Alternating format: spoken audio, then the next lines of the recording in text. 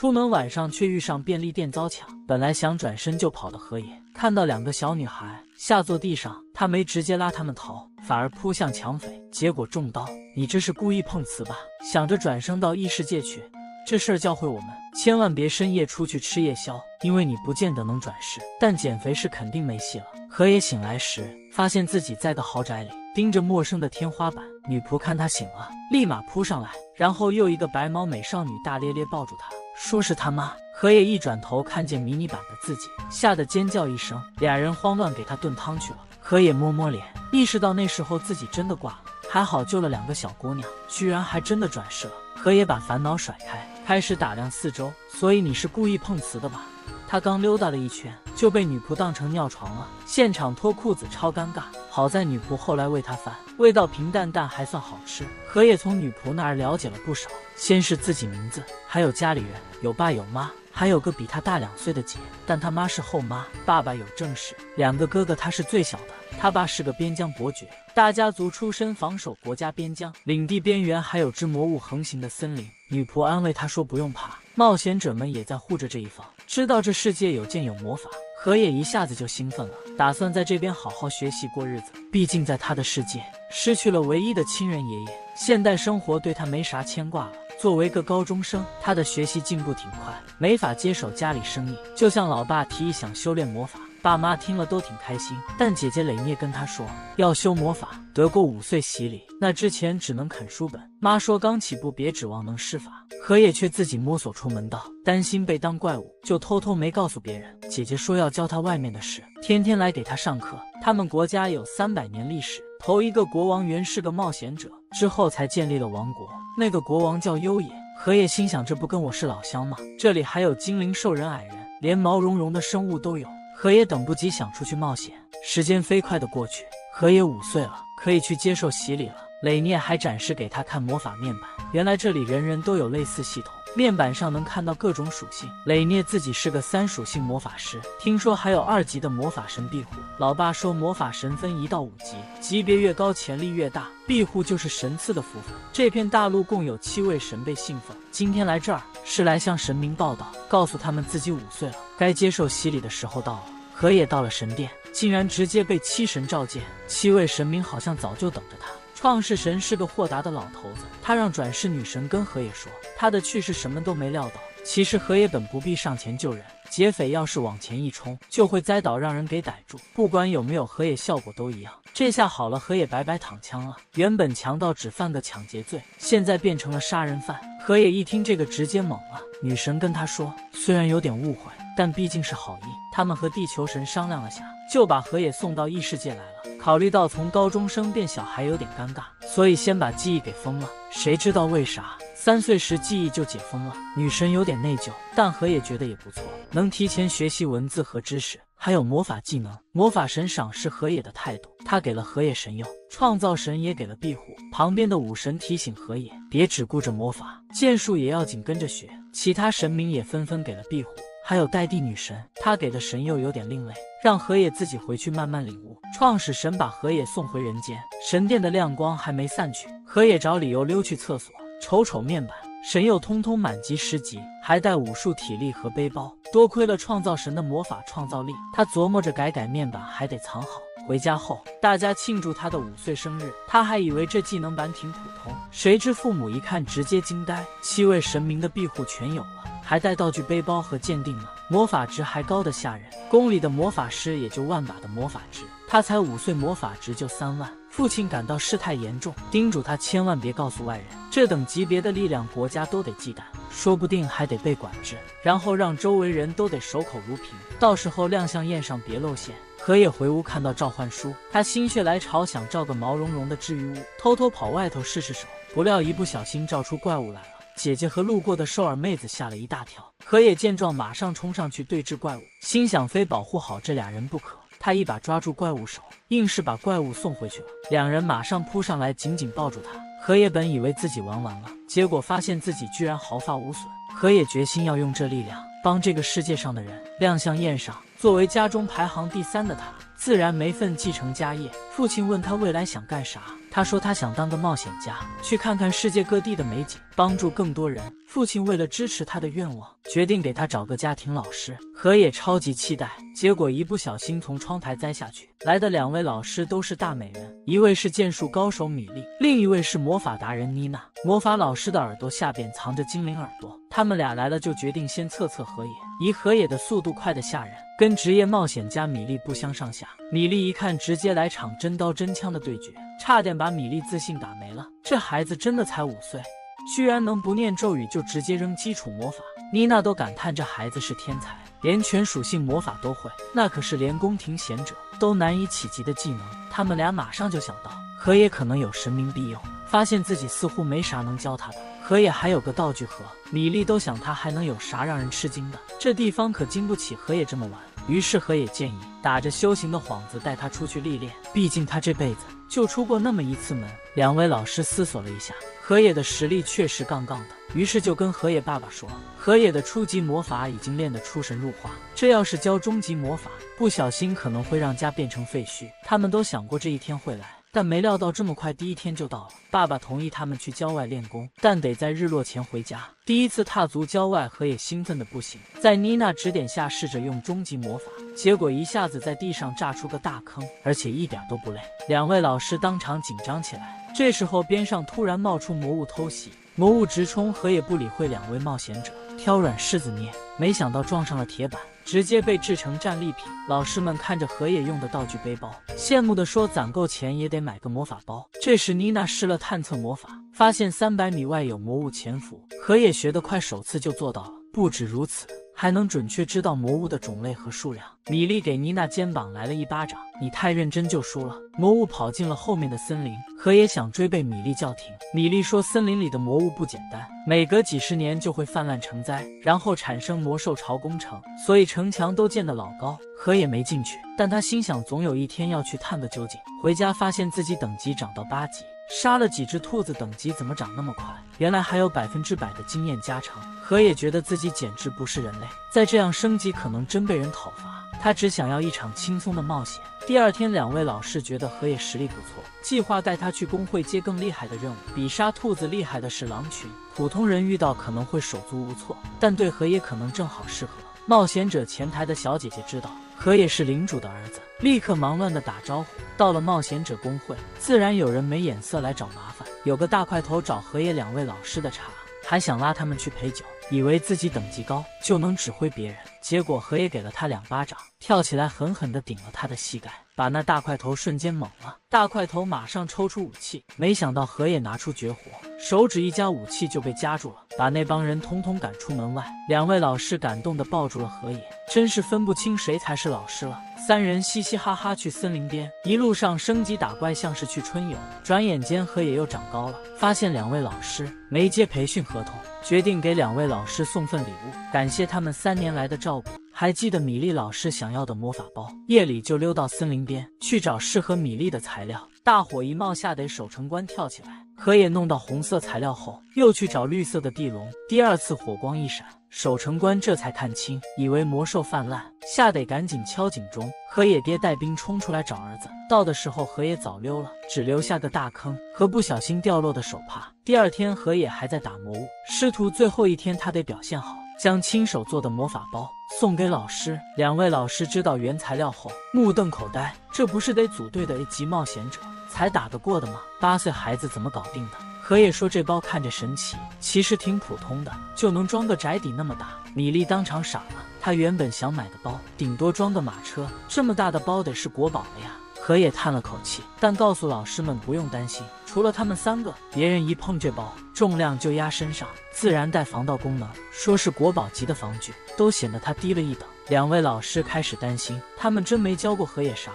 但河野觉得和2位老师练功快乐得很。2位老师亲了河野一口，说等他长大有啥难事随时来找他们。和河野道别，2位老师出发去冒险了。这番剧就是纯粹的爽片啊！河野走过森林，想和巨龙来个较量，结果一刀就秒了他，还得了个屠龙者的头衔，这下可真是玩大了。2年后，10岁的河野得去首都露个面，贵族孩子都得经历这个。姐姐蕾涅想让河野跟自己一起上学院，学院得12岁才能进，河野还得等2年。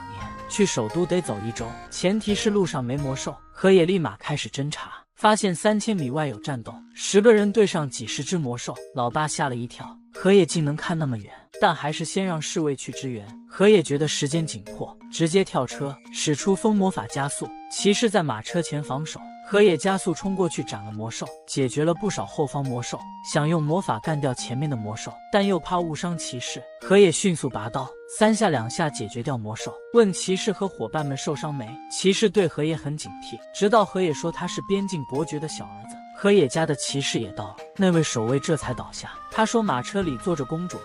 河野对公主没啥兴趣，忙着给其他受伤的人治疗，把收获的魔兽装进道具盒。你还记得你爹说的要隐藏自己的实力吗？父亲急匆匆来到，看到马车上的标志，发现是公爵家的马车。马车里走下2个少女，父亲一眼就认出来了，一个是公爵家的金希尔克，另一个是帝国公主特蕾丝。河野感觉到他们很紧张，于是用了个舒缓心情的魔法，2位立刻被河野的风采吸引，他们都看到了河野战斗的身影。公主和金希尔克都对河野挺有好感，得知他也会去参加亮相宴会，马上就拉着河野上了马车。父亲在后面傻眼了，河野连拒绝的机会都没有，被夹在中间当夹心饼干，还得叫他们的小名。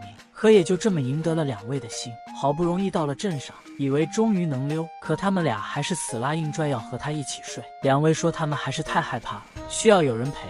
这下连河野的老爸都看不下去了，孩子的清白得自己保护。他说会让侍女守在2位身边，但他们俩坚持要河野陪着，因为在他们眼里，河野是这里面最强的一位。河野没办法，只好同意，但是得弄个大房间，把床分得老远老远的。老爸嘱咐儿子小心点，你才10岁。到了晚上，2妹子就把床推到一块去了，直接就是白给，动作麻利的围住河野，硬是要3个人挤一块睡。俩人睡的是乐呵乐呵的，河野却翻来覆去睡不着，眼圈都黑了，连续几夜都没睡好，脸上写满了倦容。来到王都，被国王亲自接进王宫，骑士一看就是公主抱着河野的手，河野连个解释的机会都没有。副团长戴姆已经听别的骑士说过了，对河野救公主和金希尔克感激不尽，还有河野把牺牲的骑士们带回来，让他能把战友的遗体和遗物交还家人。河野希望戴姆能照顾好这些家属。戴姆郑重骑士地点了点头，河野缅怀了这些英勇的骑士，然后就被戴姆拉着去见国王了。国王和宰相都说河野从50多只猪头怪手上救了公主和金希尔克，里面还有那猪头怪将军，治好了受伤的士兵，还把阵亡的骑士带回来。大臣们都傻眼了，这么个小屁孩竟然能做到这些。国王喊河野是想奖励他，给了他男爵头衔，还有10个白金币，还有宅子。10岁就拿到爵位，立马就有贵族不乐意了，他们觉得河野只是个小屁孩，爵位、宅子、白金币全都有了，这怎么行呢？他羡慕嫉妒恨得不行。国王挑衅说，你要是不服气，你去砍掉50个猪头怪再说。贵族立马没声了，赶紧闪人。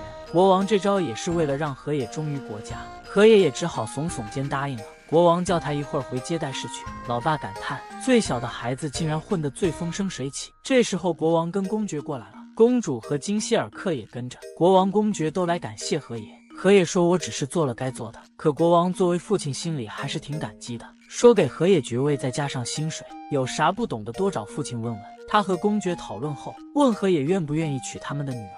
啥玩意儿，驸马也能娶2个吗？国王和公爵说，河野已经跟他们家女儿手拉手还同床共枕了吧？他们家女儿那么看好河野，河野你还敢拒绝？河野整个人都懵了，这完全不是他计划中的呀。实际上国王和宰相早商量好了，他们觉得河野确实有2把刷子，再加上俩孩子都对他情根深重，国王就决定趁机把河野拴在国家里。河野就这么被推上贼船了。老爸一脸你自求多福的样子，而公主和金希尔克乐开了花，说他们忘不了那晚发生的事。2位老爸直接目瞪口呆。河野你给我正经点，你才10岁知道吗？河野心里苦啊，他真没想干啥不轨的事。河野觉得自己太能了，得收敛收敛，比如去找创世神调调属性啥的，有了外挂就是爽，随时和天上的神们打个招呼。创世神瞥了他一眼，然后点头。河野现在已经成了大陆顶尖强者，要不就试试当个亚神如何？亚神那可是能和神龙平起平坐的。但创世神提醒河野，人总有极限，遇事别硬撑，得自己扛。他不在乎河野是不是 DL 类，其实神明叫河野的原因，就是他们也无聊得很，让河野拿地球上的点子给他们解解闷。看着神明们那求知若渴的眼神，河野也就答应了。放假的日子，姐姐拉着河野去商店街购物，结果在那碰见了以前救过的猫耳娘蒂芙娜，俩人有5年没见。蒂芙娜是雷涅的挚友，他爸爸还是商会的大佬。河野一见这情况，说他正有个娱乐项目想做，问蒂芙那家商会愿不愿合作。蒂芙那爸一看河野那成果，立刻觉得这玩意儿能成为热门。河野掏出金币请他做个样本，1枚金币对于他们来说可不是小数目。这下蒂芙那爸对河野更是另眼相看。样品很快就出炉了，就是那黑白棋。蒂芙那爸一看就觉得这肯定能红。河野还分出了高级和普通2种棋盘，高级棋盘还得限量发行。蒂芙那爸觉得这主意真是棒，可是他们商会现金紧张。河野一拍桌子，掏出金币，钱呢没问题，他有的是。于是河野投了资，和蒂芙那爸签了合同，把这新玩意儿献给了神，并且敲定了3年的版权合同。商品1个月后就上市了。河野还特意让蒂芙那爸搞了个豪华版棋盘，他打算把这棋盘作为礼物送给皇室。蒂芙那爸一下子感觉找到了靠山。蒂芙那觉得河野的关系网真宽，但河野心里清楚自己那是神级人脉。他心想现在那七神玩的肯定乐开花。河野一到家，正好赶上宴会的热闹开始。爸爸夸他年轻有为，已是男爵，提醒他小心别人给他介绍女儿。河野可不是没见过世面的小伙子，他早就准备好了。宴会上，他瞧见那位曾经挑战皇帝给他封爵的贵族，他就当没见，直接无视。这时候公爵和希尔克都向他挥手示意，他们以前是私下见的，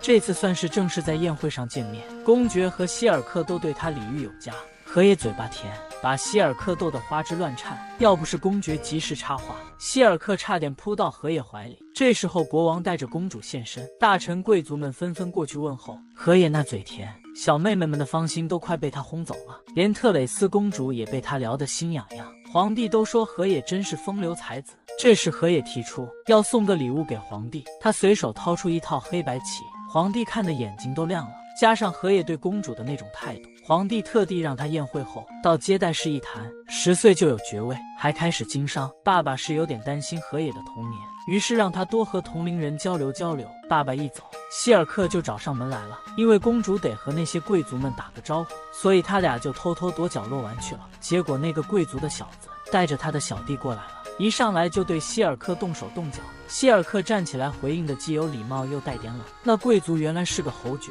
他们显然是想拿身份压人。听说河野家是男爵，还以为河野是男爵的儿子，结果被河野嘲笑一番后，气急败坏的就拉着他出去一决高下。希尔克担心河野也跟了出去，看着他俩你侬我侬的，侯爵家的小子气不打一处来。希尔克趁机又亲近了河野一下，旁边的3个人看不过眼，直接掏出魔法书开始念咒。他们念咒的样子挺逗的，使出来的魔法也挺丢人的，弄得希尔克都看不下去，出面打断了他们的瞎操作，还告诉他们河野其实是边疆大爵的儿子，自己也是新晋的男爵，而且他还是救了自己和特蕾丝公主的英雄。3人感到事情不妙，在希尔克的数落下道了歉，然后赶紧闪人了。希尔克对河野说，他肯定是故意让他们误解自己的身份，他觉得河野这人挺阴的，如果河野愿意出去玩，他就保证不吐露一字。这时候特蕾丝公主也跑来了，问他俩有什么秘密呢？希尔克正要说出真相，河野吓得赶紧捂住他的嘴。特蕾丝知道他们要出去玩，立马撅嘴说他也要参一脚，河野只得勉强答应。结果就在这时，国王突然出现，把他们逮个正着。河野这才接手了自己的男爵府邸。宰相跟河野说，原来国王是打算亲下黑白棋的。河野这才意识到，他的黑白棋玩得这么风生水起，连国王还有公爵、宰相，连带其他大臣都迷上了。河野照着地图找到了自家宅院，谁知道这地方破破烂烂的，好在他手头有建筑和打扫的魔法，还会那修补的咒语，用了2个大魔法一搞，宅子立马焕然一新。那你还操心什么赚钱修宅子呢？别人不会魔法是一回事，你一个魔法轻松搞定，何必白白花那么多冤枉钱啊？河野还请了小时候照顾他的女仆，还有新来的管家。大家本来准备大扫除的，结果一看这屋里干干净净的，女仆说她去整理行李，还提醒河野今天得回家看看。河野突然想起来了，今天是他哥哥们回家的日子，2个哥哥对河野也是宠爱有加，还特别以他为荣。雷涅对男爵庄园好奇得很，河野就带他和爸妈去了。爸爸觉得宅子修得不错，就是缺点装饰，一般贵族会摆些宝剑铠甲的，当然摆魔兽标本也行。河野想了想，就把之前打的那只红龙摆上去了。父亲看傻了眼，说那玩意最少也是天灾级别的，连1级冒险者团队都不一定打得过。虽然看起来挺吓人的，但那东西至少值1000白金币，换成日元那得有100亿了。河野一听这话，差点眼睛都亮了。这时候母亲突然尖叫一下，他们是被那冲水马桶吓到了。父亲一开始还不以为意，试过之后就迫不及待要给家里也装一个，还说要办个亮相宴，得让大伙儿都知道咱这位男爵。还好管家和女仆帮忙着呢。河野瞄了一眼名单，侯爵的名字也在上头。他对这个侯爵可不太待见，但礼数在这儿还得请他。要请国王吗？得是伯爵级别以上的才有那资格。至于招待贵族们的吃喝，河野头疼得很。女仆就跟他说，按他自己喜欢的准备就行。河野就先变出几个水晶杯，又吩咐厨房的人按菜谱做出好酒好菜。这酒是特调的气泡酒，就走香醇和美味的路线。管家来报皇宫派使者来了，河野被召到王宫去，见到国王、公爵、宰相都在。国王面露不悦，怎么我还没拿到邀请函呢？公爵、宰相都有了，难道你瞧不起我？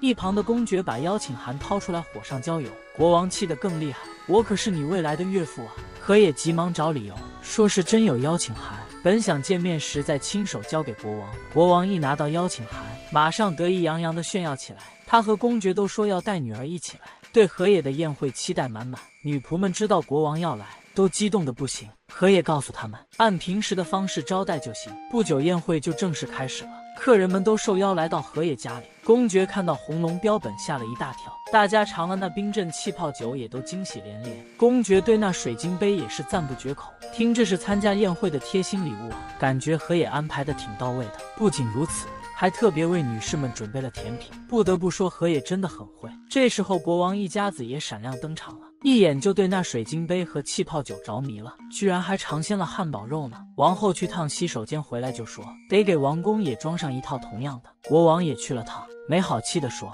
河野怎么这么藏私，叫他找机会去王宫也弄一套，还夸这宴会办得挺不错的。其他贵族也是鼓掌叫好。这时侯爵跳出来找茬，一进门就被那红龙吓一大跳，然后摇摇晃晃的装模作样进来了。其他贵族都看不下去了，比皇上都晚来还这么得意，还在这儿挑刺儿，意味着啥？明明觉得好吃的要命，还非得说不好吃，嘴上说着难吃手还不停，这不是自打脸吗？管家偷偷跟河野说，毕竟是后爵，不能闹太凶。河野看着玻璃杯，灵机一动，直接拿玻璃杯说这是给的礼物。谁知后爵贪得无厌，非要河野把所有玻璃杯都送他，还让人把食谱和酒也备齐。侯爵还在那儿说用他的东西是给他面子，谁料话音未落，国王闻声而来。后爵没想到国王也在这儿，国王把他之前的表现都看在眼里，直接质问后爵平时也这样猖狂吗？后爵当场就跪了，被国王严厉警告，吓得后爵说再也不敢了。国王一眼就看穿了河野的小心思，国王虽然看穿了他的小把戏，但也不介意。河野这次来王宫碰上了戴姆副团长，宰相让他把最新猎到的魔兽统统堆到仓库里去，戴姆就给他挑了个仓库。河野一看那地方，心想这怎么可能塞得下？虽说没什么红龙那种级别的大家伙，不过那地笼也不小啊。戴姆也是吞口水，建议就放庭院里吧，说等下让骑士团的人来转运。结果一看魔兽成堆，吓人的很。戴姆一路上都在琢磨，这河野会不会是什么大英雄或神差来的？河野心里那个咯噔，但他脸上不露声色。戴姆也没继续问，他说这些魔兽的价钱得等等。河野对这个倒是不怎么上心，说你们先忙你们的，后头找我就行。戴姆倒是不打算这么轻易放过他，硬是拉着他去骑士团搭把手，还说他们团长最喜欢强人。河野拗不过，结果一上手就被围攻。开始时他们还没把河野放在眼里，谁知一上来就被河野给秒了，一下子局面就变成了群架。就在河野快被骑士们围得水泄不通时，骑士团长终于来了。团长是个精灵少女，看到河野被围攻，心里还替他难受呢。可一听说河野就是那个打败猪头怪的英雄，立马挑战河野来一决高下。这位团长也是有剑圣之称的。其他骑士虽然觉得河野厉害，但觉得应该还没法和剑圣一较高下。两人打得难解难分，团长的手段的确了得，能和河野交手这么多回合，不过也就是片刻功夫，河野一招就把他给放倒了。团长虽然输了，但对河野是一见钟情，直截了当就说要嫁给河野。周围的人一瞬间都懵了，大家心想团长怎么老牛吃嫩草呢？团长老爹是边陲的大公爵。团长解释说他是精灵族的，说自己能活个300年呢，所以让河野别担心他会老去。河野吓得赶忙躲到了戴姆后面，求戴姆帮忙，结果发现戴姆这货竟然假装睡着。团长在离开家之前曾经立下誓言，不找到心上人绝不回头。他让戴姆带着河野一起去见国王了。可这正是河野最不愿意面对的。当团长宣布要娶河野，国王和他老爹都惊了个好大的。他们还问河野知不知道团长是谁。原来团长的家族是精灵族的大户人家，精灵族因为美貌常常遭到别的族群的侵扰，他们的国王也明确表示不能有种族歧视，于是把精灵族接纳为国家一部分，给了他们相当的自治。那片地方虽然是国家领土，却更像是个独立的小国，团长的地位就等同于小公主。河野这下是被一个小国的公主求婚了。国王叹了口气，告诉团长，他的女儿和公爵家的姑娘已经和河野有了婚约，只是还没张扬出去。团长一听，国王和公爵都看好河野，他对河野的好感就更上一层楼了，所以他坚持非河野不嫁。这回连国王也挡不住了，只能让团长先给他父亲写封信，如果团长爹同意，国王也就答应了。团长得到这个答复，还是不放松，拉着河野继续去练剑去了。国王都没想到会是这样，谁知道团长居然不是河野的对手。他们心里琢磨河野可能有什么隐秘，于是决心拿出那本秘术来试试河野。这几天河野被团长拉着就知道练，脑子里全是刀光剑影的。再看到戴姆，连一跳都跳得高。戴姆说这几天跟团长一练，团长的本事就窜高了。河野越打越有名，慢慢的剑圣的称号也跟着飘上了天。戴姆一把拽他去见国王，房间里就他们几个，还有国王父亲和公爵。宰相拿出了创国国王留下的魔法书，河野一听是新鲜的魔法书，二话不说就兴奋接过来了。他全神贯注研究起魔法，却没注意到周围人脸色有异。等到确认河野能看懂魔法书后，国王他们才说出了实情。原来这书他们一个字都看不懂，因为是创国国王留的日文原版。河野心里默默想，这不是老乡吗？国王直接问他藏了什么秘密，河野怕如果说出来会不会什么都没了，但他想想这些人之前对他的好，决定还是说出来吧。但他希望他们能守口如瓶，不然他可能就得离开这个国家了。河野说他记得前世的事情，跟创国国王一样，也是从霓虹来的。他老爹问他真的是他亲生的吗？河野点头确认。他说他5岁受洗的时候，众神都说他是亲儿子。国王他们听了都惊呆了，河野居然还见过7神，而且不止洗礼时见过，几乎每个礼拜都能见上一次。大家对他的技能都好奇的不得了。河野直接展示了隐藏的技能，国王看了直接吓一大跳。他说有着称号的河野，不止他会佩服，整个大陆的人都得向河野低头，因为河野是神派来的。河野说他不想要那种生活，他的确记得前世的事，但他真的很爱这个世界，周围的人也都很照顾他。在他原来的世界里，他亲人都走了，而现在这里的家人给了他温暖，所以他一直没想揭露真相。他爹被河野的话感动了，国王他们也都同意，都保证会守住这秘密。国王甚至想退位让贤。这时团长跑来了，说他爹同意他和河野一起了，就把河野拉走了。国王让在场的人都要保密，他认为河野现在的样子很好，希望他能继续保护这国家和子民。希尔克和特蕾斯一听，发现自己多了个竞争对手，两个人顿时醋意大发，因为只有河野能懂那本魔法书，书就交给河野保管了。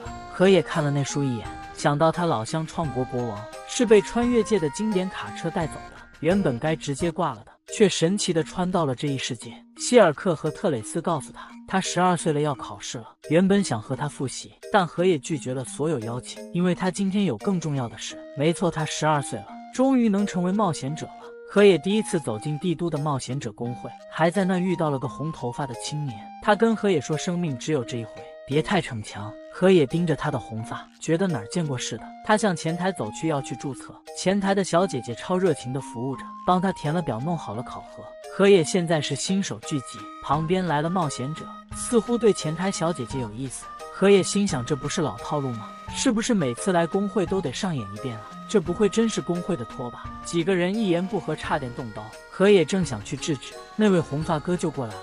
3个人一下就认出了他，原来红发哥是冰岩的克劳德。克劳德一出手，那几个人赶紧闪人了。克劳德看过河野打架，感觉这小子肯定不简单，想认识下。他听说河野家里请的是冒险者家教，克劳德的表情微妙了下，但也没多想，还给河野介绍了他的小队冰岩。克劳德擅长火系魔法，他太太则是冰系高手，这小队名就这么来的。他现在是A级的高手，虽然比不上创国王的3S级，他们说3S级的卡片是黑的，克劳德还是觉得金的更拉风。这时候他太太丽娜来了，看河野是个懂礼貌的小伙子，丽娜说有难处可以找他。克劳德明显是个妻管严，俩人没聊几句就被丽娜拉去干活了。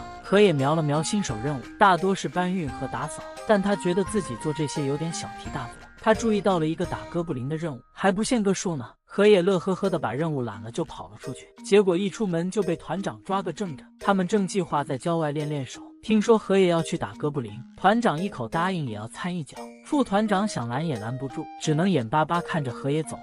团长拉着河野往森林里走，打算一起去收拾哥布林，还跟河野玩起了追追跑跑的游戏。到了河野先前观察的战场，结果发现哥布林袭击了商队，河野救了个受伤的商人。这些哥布林还是会进化的那种。河野给团长加了层防护魔法，团长打得越来越嗨，一时兴奋亲了河野一下。紧接着草丛里又跳出来绿蜥蜴，河野叫团长带着幸存者先撤，自个儿留下来对付绿蜥蜴。他先扔出个闪亮的光球，然后用大招直接解决了。这光球除了闪还有别的用吗？直接一个秒杀魔法得了。到了正儿八经的讨伐时间，绿蜥蜴的妮娜和米莉赶来，就看到地上一个大坑，啥也没捞到，只好回去了。河野回到工会里面，找到了前台的小姐姐，跟她说自己把绿蜥蜴解决了，但是他没领那个任务。前台说河野真走运没出事，接着发现他居然解决了30只绿蜥蜴。前台急忙去找副会长商量去了，副会长却觉得河野是在作弊，看看他的身份就是个普通人，因为河野填表的时候没写自己是贵族。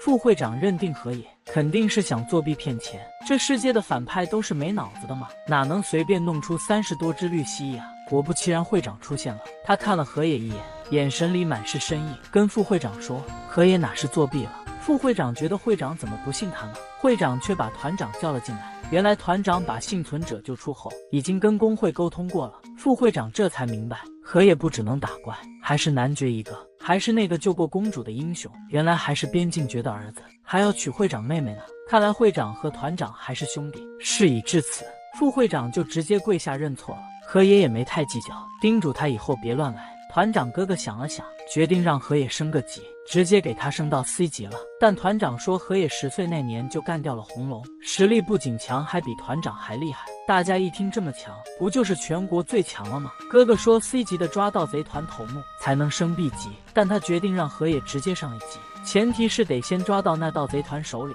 并且得答应以后接工会的任务。副会长和前台小姐姐都傻眼了，这才第一天当冒险者就直接跳级到1级了。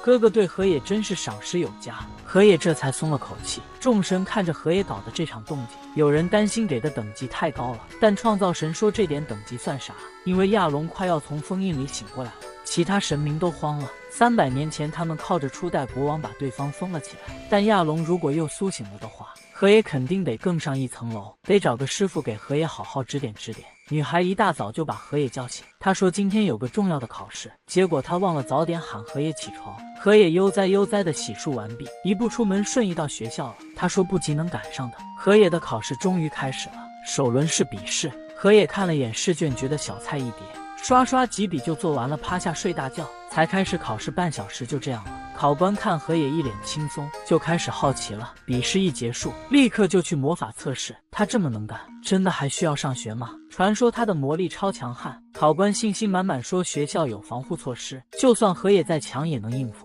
话说得太满，有时候会打自己脸。好在有其他学生先上了。河野看出来平均水平有点差，就没使出自家那火旋风，直接搓了个压缩的火球，结果把校门和后头森林都炸了。河野意识到搞砸了，也是一脸懵，不是说有防护吗？连初级魔法全力一出也没事的吧？老师们赶紧检查外面没人受伤，说魔法测试要暂停一下，让大家先去剑术考核。学校特意请了 A 级冒险者来当考官。河野一看还是老熟人克劳德，知道河野来考试了，立马就说要和河野一决高下。河野本来不太想动，他可不想把人打得心灰意冷。考官一开口说克劳德现在是最顶尖的，河野就决定试试和克劳德较量一下。考虑到 A 级实力不会差，就强化了身体准备开打。克劳德确实不是吃素的，两个人斗得旗鼓相当，旁边的考生和老师都被吓一大跳。考官说他已经看出河野的能力了，叫河野回家等通知。克劳德装作啥事都没发生。考试一结束，河野觉得自己状态棒棒的，就是有点饿了。好在女仆已经准备好吃的了。第二天王宫就把河野叫去了。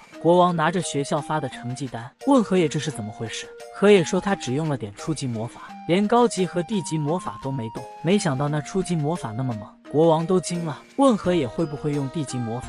河野说会是会，就是不知道用了会发生什么。大家都急忙劝河野别闹了。国王接着告诉河野，他考试走错场了，学院有南北2个考点，河野跑去平民考场了，而且笔试还是第1，还把学院给炸了。院长找公爵反映的时候超生气，但公爵却乐得腰都直不起来了，还说宰相看到维修账单肯定得心疼。河野被3个人狠狠训了一顿，成绩确实是排第1的。特蕾斯和希尔克也是2、3名。那天没看到河野，特蕾斯气得不轻。河野知道又要挨女友的训了。希尔克还对河野说，开学典礼时希望能见到他，而河野发现迎新的学生竟是他姐姐，然后被姐姐一把抱起。磊聂还跟他说新生第1名得上台发言呢。河野这下想跑也晚了。成绩一公布，女仆在家里急得像热锅上的蚂蚁。得知河野头名入学，女仆开心的忙着准备晚饭去了。正是开学那天，河野这次终于没走错门，爸妈都在看台上目不转睛。河野被特蕾斯和希尔克夹在中间，那羡慕的眼神简直要把他淹没了。还有女生也是对他的帅脸趋之若鹜。河野上台发言的时候，老师们内心是咋样的五味杂陈啊！但他准备的稿子出乎意料的靠谱。讲完没多久，国王居然也来了。与其说是他在发言，不如说是在提醒河野别出幺蛾子。而河野的班主任正是那位魔法考官，他告诉大家要选课。河野本来想选冒险类的，但特蕾斯和希尔克提醒他，现在他也算是贵族了，最好还是学点贵族会学的课。河野想想也对，不是选这个就不能选那个，索性把有用的都选了。特蕾斯打算学贵族课和内政课，准备将来帮河野打理家业。希尔克决定学商业课，认为赚钱才是王道。河野虽说没地盘，但也打算好好努力一把。刚走出教室，就看到蒂芙娜被侯爵家的小子欺负，他们觉得蒂芙娜进了班，是抢了他们的位置。河野赶紧过去制止。侯爵家的儿子不乐意了，他质问河野，一个贵族怎么能帮平民？他爸爸说过，如果有平民让他不爽，就让他们不存在。这话被特蕾斯和希尔克听到了，俩人马上跳出来反驳，还让那小子向蒂芙娜道歉。碰上比自己身份高的，他们只好跪滑撤退。河野跟蒂芙娜越来越铁了，特蕾斯和希尔克让河野坐一旁，他俩就拉着蒂芙娜聊开了。河野在旁边偷听，突然脑子里多了个声音，那声音叫他去图书馆碰面。河野犹豫了下，还是去了。一进门就被传送到个屋子里，对方还问他要不要喝咖啡，直接叫出了河野前世的名字。没错，对方是初代国王，就是河野的老乡优野。他还和其他神明常有一句。河野瞄了一眼他的状态面板，这哥们竟然是创造神，他又搞出了个新世界，所以作为这里的神显然不会挂。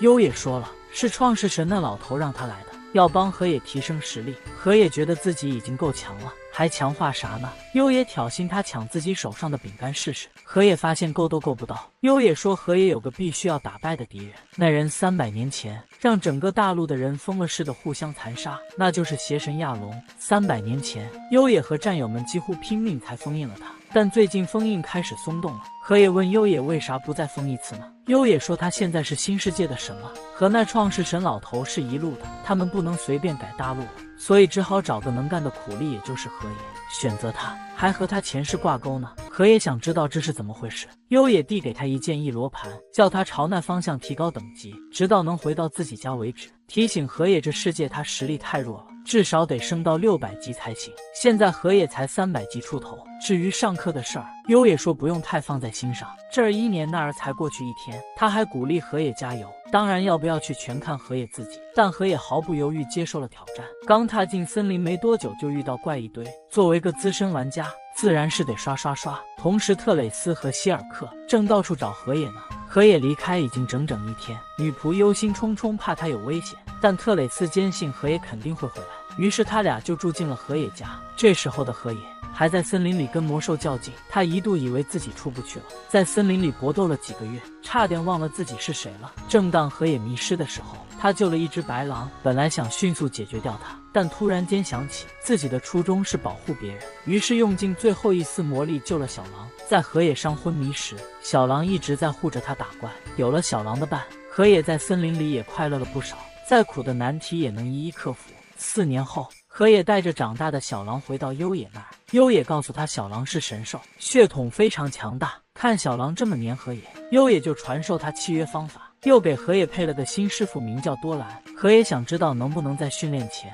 先聊聊自己前世的事。优野说行，但得先跟多兰过过招。多兰觉得优野比自己强多了，说邪神的实力更是高出好几筹，结果一拳就把河野打怕了。醒来时已经在多兰家里，多兰太太热乎乎的接待了他，家里还有只小龙呢。河野对那小龙挺感兴趣，小狼看着就有点嫉妒。河野终于又吃到了家常便饭，感动得直掉眼泪。这4年他不在，他的世界里的骑士们找了整整4天，希尔克和特蕾斯就忙着跟着女士学做甜点。河野天天挑战多兰，结果还是一身伤。在他要走之前，他问了优野关于前世的事。原来他的世界原本有8神，那个邪神曾经是掌管游戏的神，结果搞了个全世界的死亡游戏，被神界给踢了出来。邪神如果复活死亡游戏，就又得开始。河野的家人朋友都可能被牵连进去，唯有变强才能干掉亚龙。当年优野就是没能保护好自己的3个伙伴，其中2个就是河野的爹妈，他们和优野一块出了个车祸，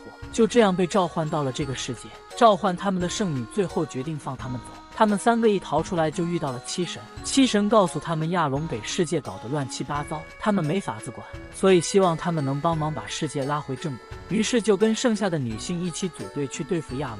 河野他妈为了救圣女挨了致命一击，他爸看到这一切，悲痛万分的抱着亚龙同归于尽。优野趁那机会给亚龙来了个大封印，想到和亚龙那血海深仇，河野头脑一热，力量爆棚，竟然真的把多兰给打败了。他没多想就跑去给爸妈上了香。优野跟河野道出了实情，原来他爹娘一直想着怎么回地球，可惜最后为了保护大家献出了生命。河野知道了这一切，对优野的照顾感激涕零，然后他决定赶紧滚蛋回原来的世界去。优野就帮他恢复了原来的个头。多兰把家里养的小龙交给河野当宠物，小狼和小龙决定一起跟着河野闯荡。优野还嘱咐说有空回来玩哦，还给了河野一把锋利的剑，让他带回去给国王。河野一回到家，大家都兴奋地欢呼雀跃，正巧希尔克和特蕾斯烤了饼干，河野一边吃一边泪流满面。他把见到初代国王的事一五一十告诉大家。国王一看到优野的武士刀，知道河野不是去玩了5年，大家都惊呆了，简直不敢信。公爵跟河野说，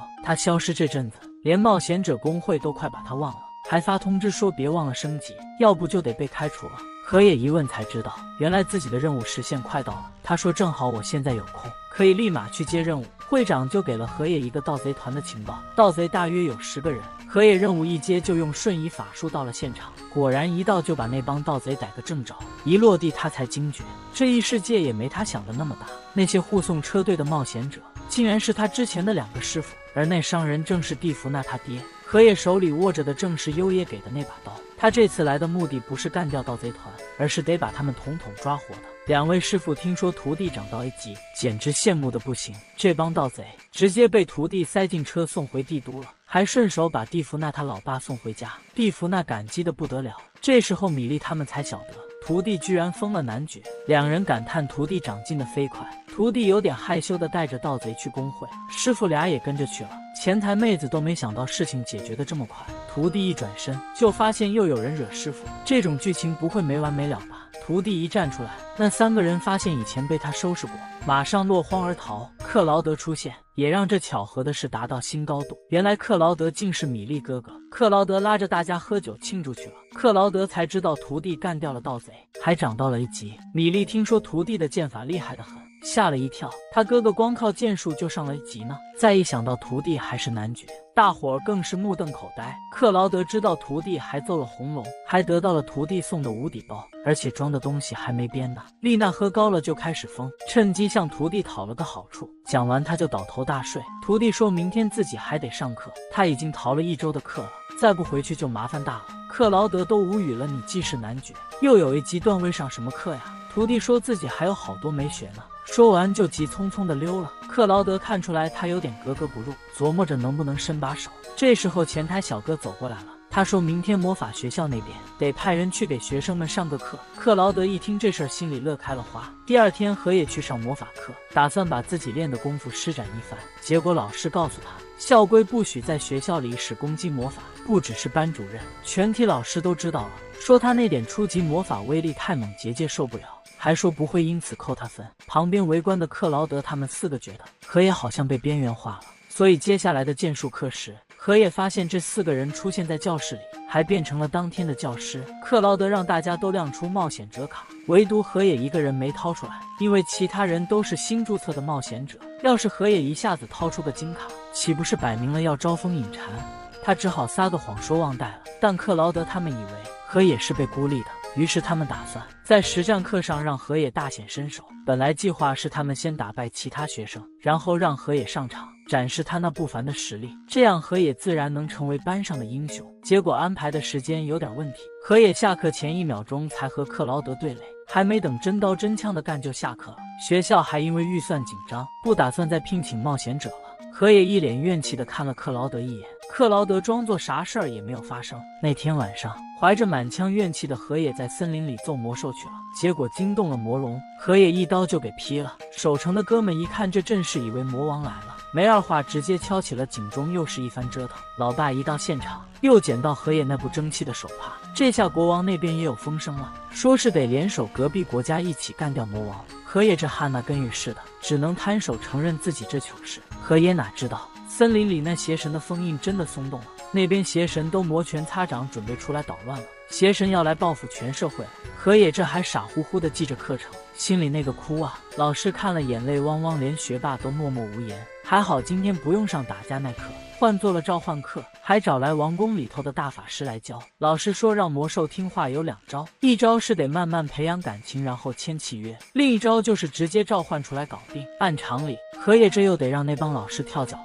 别人召唤出来的都是些小巧玲珑的小魔兽，好不容易有人召唤个猛的，那家伙一看这法力不行就溜了。等大家都召唤完毕，老师这才让河野上场，还说召唤来的魔兽不签契约他就得回去，让他放心大胆的注入魔法。河野心想给我那小狼和小龙找个伙伴，结果一激动不小心把魔王给召唤出来了，吓得赶紧用闪光弹挡一挡，以为这魔王是邪神的小弟，谁知道人家一看河野这技能，直接就跪了，说啥也要跟着他混，还留下了名片，说啥要是河野想灭国王随时吆喝他。河野心说这事可不行，赶紧让他打道回府，然后就是3寸不烂之舌跟老师解释去了。可惜这番话国王他们是没买账，国王一听和魔王搞了契约，愣在那儿动弹不得。毕竟魔王一想，这王城就能变成废墟啊！宫里的法师直接蒙圈，得有多疯狂的魔力才请得动魔王。国王赶紧叫法师别往外转，然后又让河野展示了下他的面板。河野之前在乡下练功，实力没露过几次，这回一打开面板，吓人亚神一枚，难怪魔王一看就跪了，别人估计得吓怕了。国王带队的直接叫他神仙，还说要是他想当王，这王位立马让位。河野说你对我正常点就行，国王就把他封成了子爵，还给了他做城镇来管，离首都也不算远，还准备留个执行官在那儿，打算把河野和公主的婚事公之于众，说你得先管好一个城，才能保护好整个国家。突然河野收到个消息，说是他家乡那边的森林魔兽泛滥成灾，于是他立马回家见了2个哥哥。哥哥们说森林里最近不太平，好多冒险者都遭了魔兽袭击。他查了查记录，跟几10年前魔兽泛滥的情况一模一样，不过现在还说不准，所以他只能先跟老头子说一声，但调人去森林里查探没那么容易。河野掏出他的1级金卡，说我去森林里转转，毕竟他有过干掉赤龙的战绩，哥哥们也就只能同意他去。河野拿着金卡去了冒险者协会，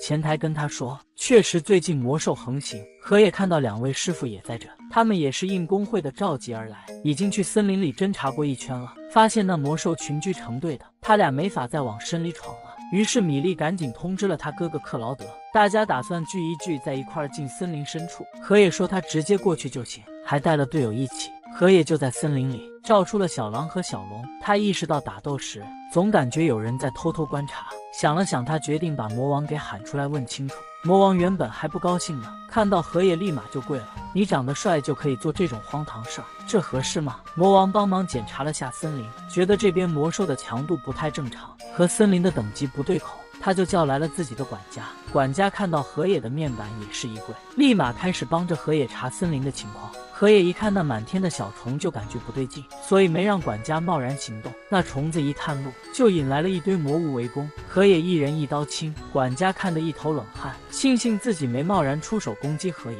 河野把这些魔兽赶走带回了。这边管家也查出森林深处有东西在威胁这些魔兽，连他们都收到了警告。魔王一听，除了河野还有谁敢惹老子，然后吩咐管家继续查，自己也去森林深处一探究竟。结果一到现场，就见到魔兽成群。邪神发现有人靠近，就命令所有魔兽发起攻击。魔王一看不妙，立马传信给河野，河野让克劳德他们先保护好城镇，然后决定带上魔王深入森林解决魔兽的暴动。魔王听到被当作伙伴叫唤，立马决定跟河野同甘共苦。团长紧随其后，他说要和河野并肩作战，河野却叫他留守城镇保卫家园。魔王好奇为啥不用瞬移魔法，河野解释普通人用不了那一套，所以他得避开人群才能施法。魔王感叹人类活得真不容易。河野他们到场的那一刻，邪神感应到了亲人的气息。魔王说他会派手下来清理现场，让河野去找那个幕后黑手。两个人都提醒别搞太大动静。这时候克劳德他们也注意到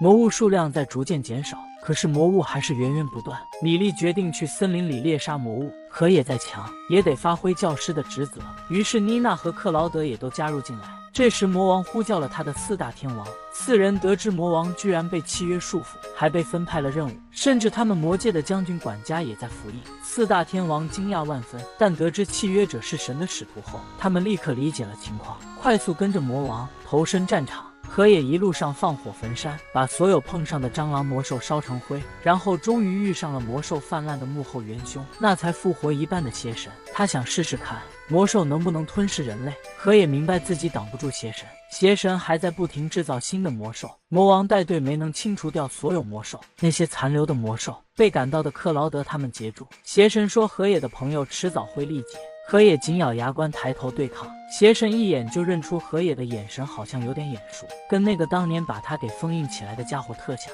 河野的脑海里忽然闪过父母的身影，他就跟邪神硬碰硬开打了。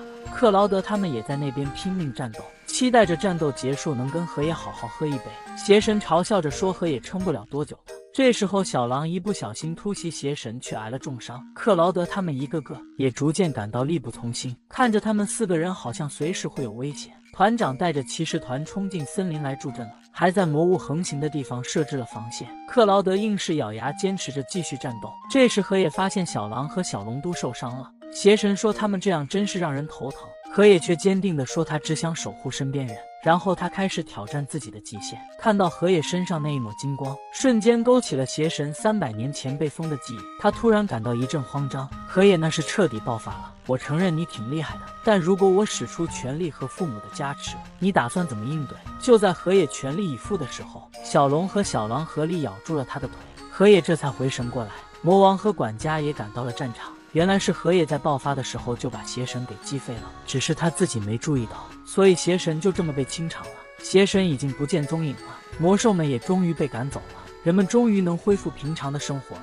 河野和他的伙伴们紧紧拥抱庆祝胜利，魔王和管家在一旁感慨万千。虽然这个河野有点离谱，但至少人品还不错。河野回到王宫，被国王和大臣们严刑拷问。原来他们都目睹了那天的金光。了解了整个经过之后，公爵忍不住开怀大笑。地级魔法轰炸来袭，召唤魔王搭把手。国王头疼的不行，恨不得马上让位。考虑女儿未来，他打算赏河野一片领地。那片地曾让冒险家管过，之前的领主们都吓跑了。河野听了乐开了花，他最爱这种逆风飞扬。大家听了都一愣，但提醒他别太猛。河野以冒险者身份闯领地，借挑战名头教训了现场众人，然后连考试冒险者也打趴，最后差点被卫兵抓。自叹命运多舛时，魔王来找他求援，原来是被老婆教训了。魔王老婆也跟着来，美貌惊人，他对河野的甜言蜜语很是欣赏，叮嘱河野照顾好他家那口子，不然他也不会手软。河野在惹事这条路上越走越远，